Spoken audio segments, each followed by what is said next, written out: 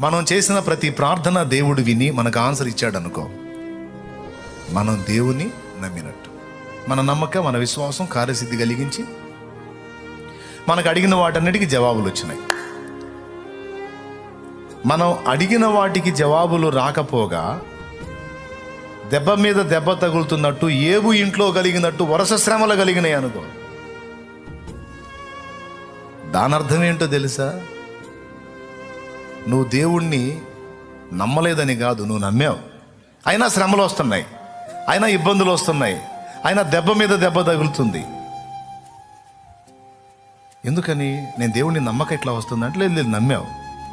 నువ్వు దేవుణ్ణి నమ్మటం సంగతి అటుంచి, ఇన్ని పరిశోధనలు నీకు వస్తున్నాయి అంటే నిన్ను దేవుడు నమ్మాడు.